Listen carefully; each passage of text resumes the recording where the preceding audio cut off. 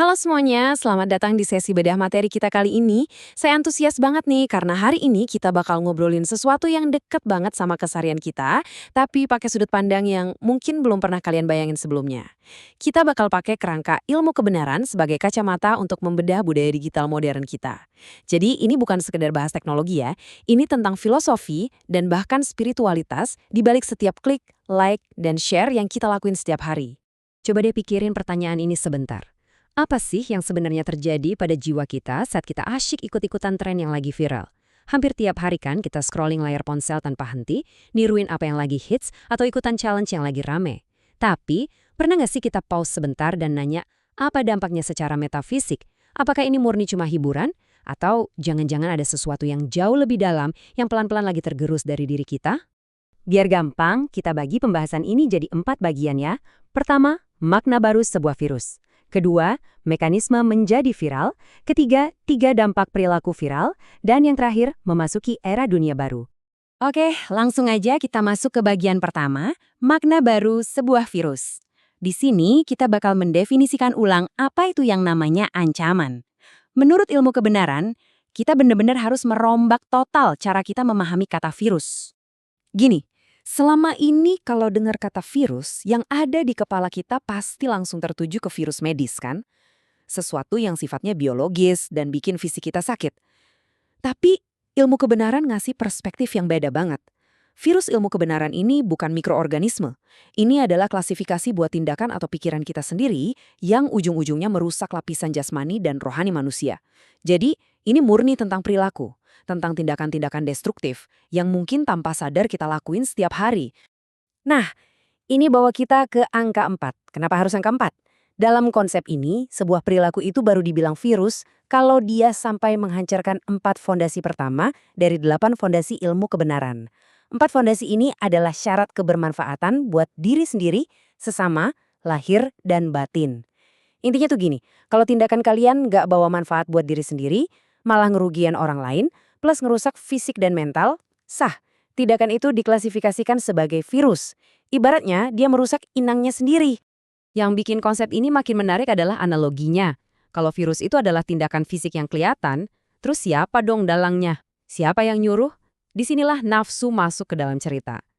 Kerangka ini mendefinisikan nafsu sebagai semacam otak tersembunyi yang ada di lapisan hati paling dalam. Nafsu ini pinter, dia pakai virus sebagai kaki tangannya.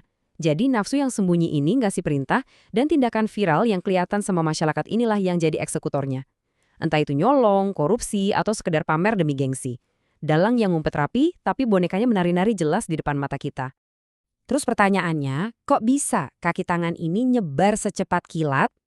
Kita masuk ke bagian kedua, mekanisme menjadi viral. Atau kita sebut aja domino niat tak murni.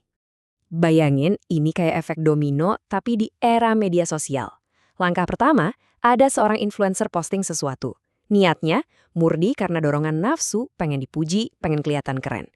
Masuk langkah kedua, followersnya lihat nih, tapi mereka nggak punya semacam filter di kepalanya. Di langkah ketiga, jadilah peniruan buta. Mereka copy-paste aja kelakuan itu tanpa mikirin apa sih manfaat aslinya. Dan langkah keempat, boom, jadilah tren viral global. Bedanya zaman dulu sama sekarang itu cuma di kecepatan.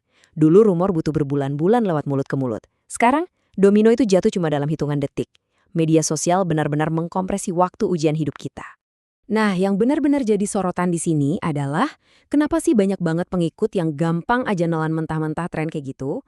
Jawabannya karena mereka absen yang namanya STS. STS ini singkatan dari sadar, tabah, dan sabar.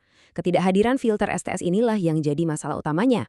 Tanpa kesadaran soal esensi tindakan, tanpa ketabahan buat nahan ego, dan tanpa kesabaran buat memproses informasi, masyarakat kita jadi gampang banget terinfeksi dan ikutan nyebarin virus perilaku ini.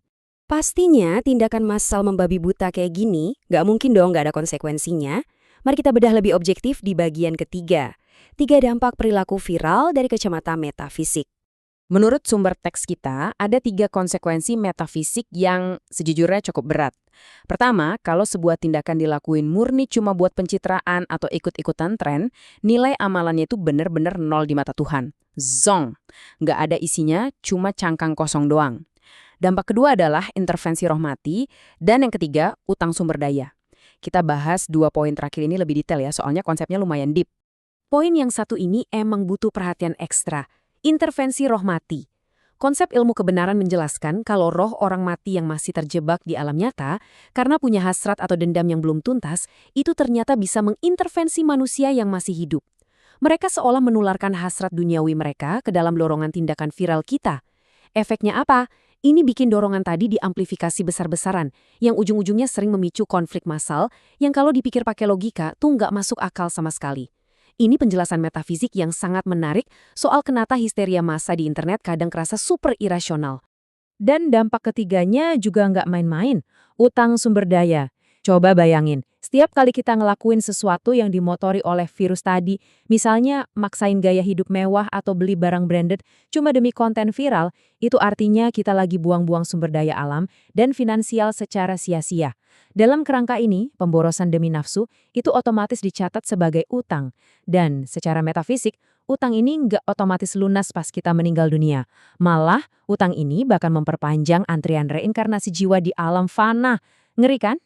Konsekuensi jangka panjang yang luar biasa berat cuma demi kesenangan sesaat di media sosial. Jadi, setelah lihat semua konsekuensi seberat itu, solusinya apa dong? Nah, ini membawa kita ke bagian pamungkas, memasuki era dunia baru. Di sini kita bakal lihat arahan tegas dari ilmu kebenaran untuk memutus rantai negatif di era yang serba online ini. Kita ibaratnya lagi ada di fase transisi. Di dunia lama, habit kita itu saling mengkultuskan orang lain, niru mentah-mentah, dan secara nggak sadar terus nyambungin rantai viral yang negatif ini. Tapi begitu kita masuk ke dunia baru, aturannya berubah drastis. Kita dituntut untuk memutus rantai viral tersebut. Gimana caranya? Caranya cuma satu, memastikan setiap tindakan kita didorong sama irodat atau niat yang benar-benar murni. Niat yang ditujukannya murni cuma ke Tuhan, bukan buat nyari validasi sosial atau sekedar dibilang keren sama followers. Sebagai penutup sesi bedah materi kita kali ini, saya mau ninggalin satu pertanyaan buat kalian renungin. Next time kalian mau ikutan sebuah tren, mau nge-share suatu postingan, atau kepikiran beli barang cuma karena lagi viral banget, coba pause sebentar dan tanya ke diri sendiri. Apakah tindakan kalian itu benar-benar didorong oleh niat yang murni, ataukah itu sebenarnya cuma virus yang lagi viral yang merajai pikiran kalian? Sadar dan paham bedanya, mungkin itu satu-satunya cara kita bisa tetap waras di era digital ini. Terima kasih banyak udah ngikutin pembahasan yang lumayan deep ini. Sampai jumpa di bedah materi selanjutnya.